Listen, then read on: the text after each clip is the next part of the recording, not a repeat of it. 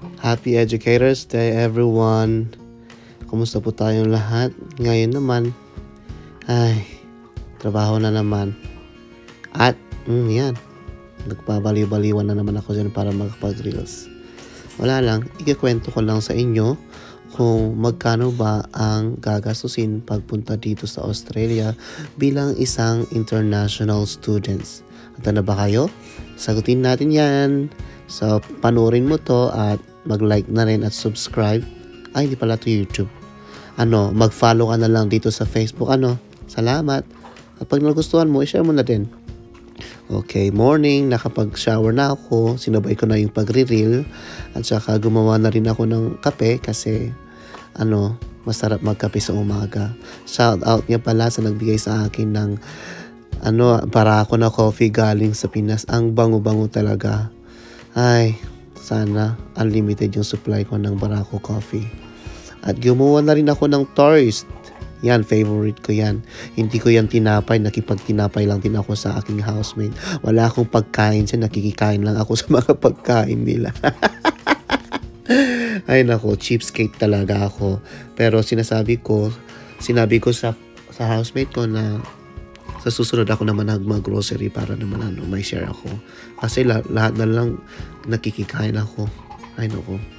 At yun, samahan niyo pala ako magpulot ng tayo ng mga aso. Ang dami-dami na nila.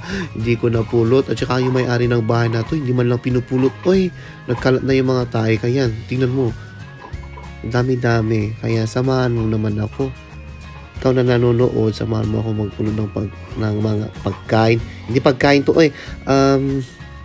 tae. Yun, kasi late start ako sa work ngayon. Mga 10:30, around this time is 8 o'clock pa lang at saka maganda yung araw. At saka magiging medyo mainit ngayon kaya kailangan diligan yung mga halaman namin. Diba? Sana all nadidiligan. Pero, huwag mo namang isipin yung dilig-diling na yan. Isipin mo yung blessings ng Panginoon. Huwag ka mag-comment na sana all tinidiligan. Yan, nagbabaliw-baliwan na naman tayo dito sa voice over. Kaya yan, spring na, kaya yung mga halaman blooming na sila. Yung mga vegetable, marami mga vegetable dyan. Sana maging successful yung growth nila kasi parang maraming mga pest ngayong season. Meron kami mga coriander, yung mga herbs, yung mga celery. Sa isang bed is mga lettuce, dalawang klase ng lettuce, may broccoli at saka may mga silver beets. Yun, diba? Sana maganda yung harvest namin ngayon kasi magandang maging sustainable. Itong bed na to, nagsimula ako sa seed. Kaso hindi naman nag-grow 1 month na wala pang sprout yung seed na pinili ko.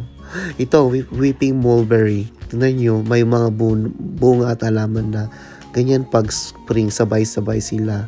Sabay-sabay na namumukadkad yung mga halaman at saka yung mga dahon at saka yung mga bunga.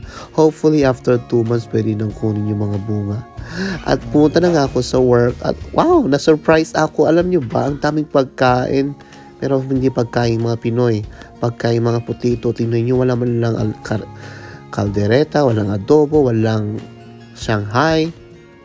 Pero na-feel ko kasi appreciated yung mga educators dito. Yung mga parents, nagsulat sila ng mga notes. Tingnan nyo naman, may pa-thank you sila, May pa-token pa ang mga boss. Tingnan nyo naman, Yan. Titingnan natin kung anong laman ng mga yan. At saka yun, tingnan nyo yung mukha ko. Yung picture ko pata na yan yung kinuha. Yung picture ko na yung kay Papangin, sabotahe. Ay, naku, tumbak lang to. Naki-video pa sa video ko. At yan, pinicturean ako ng boss ko. Sobrang saya niya kasi happy daw yung mga parents sa akin. At ayun, closing nga ako. Nagko-close ang center ng 6:30 ng gabi. Inaayos ko lang yung kitchenette namin, yung room namin para naman presentable ulit the following day. May cleaner kami ngayon so hindi ako magva-vacuum, hindi ako magmamop. Although shared responsibility naman yon sa lahat ng staff namin sa room. Kaso nga ako yung closing ngayon, syempre nakatoka ako. At ayun, cleanose ko na yung mga blinds. Magkano ba yung kagastusin pagpunta dito sa Australia? Sagutin natin ulit yan. So, nakadepende rin yan case to case. Katulad ng sa Pilipinas, kung anong course ang kukunin mo, doon din nagkakatalo ang presyo ng iyong babayaran. So, yung pare-pareho lang na fee pagpunta ka dito sa Pilipinas is yung visa fee, which is around my time is around 600 AUD. At saka pare-pareho din naman yung mga processing fee. So, yung sa agent ko, naggasto ako ng that time, walang processing fee. Pero ngayon, naririnig ko around 50,000 pesos ang processing fee. At saka yung ibang details na lang, yung mga konting paperwork, at saka yung mga medicals, around $300 ata yung nagastos ko. At saka dahil diploma course lang din naman ang kinuha ko, medyo mura. In total, I think yung total ng aking tuition fee dito sa Australia dati is 18,000 AUD. Medyo mura na compared sa iba. So, it's case-to-case basis. One thing is fixed is yung visa fee lang talaga kasi yun.